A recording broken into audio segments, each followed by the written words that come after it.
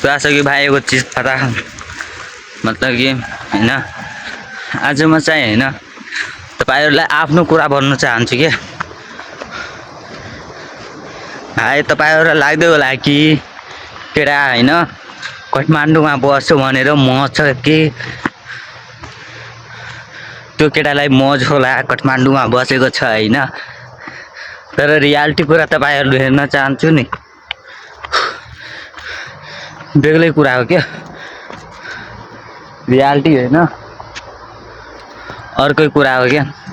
यहाँ भाइ मलाई मज छैन न त मलाई केही छैन जिन्दगी त्यतिकै बितिरहेछ यो हेर ल 2 केजी चामल किने ल 200 रुपैयाँ गाह्रो छ है जिन्दगी भाइ गाह्रो छ दाइ गाह्रो छ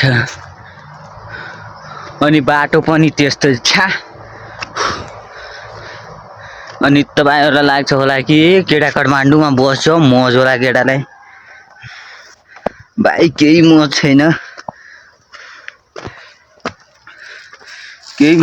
भाइ केही मज छैन जिन्दगी यतिकै बितिरहेछ मलाई लाग्छ हैन अब चाहिँ मलाई लाग्छ हैन एउटा धनी केटी पटाउनु पर्छ क्या त्यस्तो हुँदैन भाइ अम्मा यार यहाँ चामल पनि किनेर खानु सबै कुरा किनेर खानु क्या मलाई लाग्छ अब एउटा धनी केटी हैन रिच केटी पट्याएर अनि त्योसँग पैसा माग्नु पर्छ त्यस्तो स्थितिमा आइसके क्या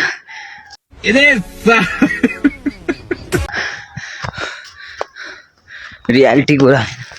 अनि तपाईहरुलाई लाग्छ कि काठमाडौँमा छ केटा मोज गरिरहेछ के हो पारा केटाको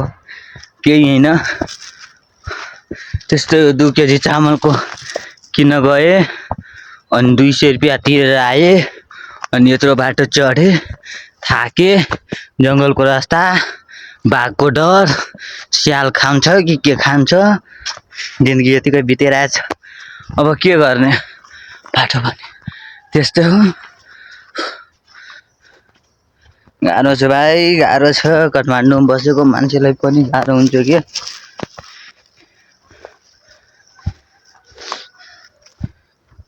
लास्टै नै गाह्रो छ भाइ जीवन त यति पो गरिब देखाइसके हैन जीवन यति पो गरिब देखाइसके कि केही भन्न सक्दिन बोल्न सक्दिन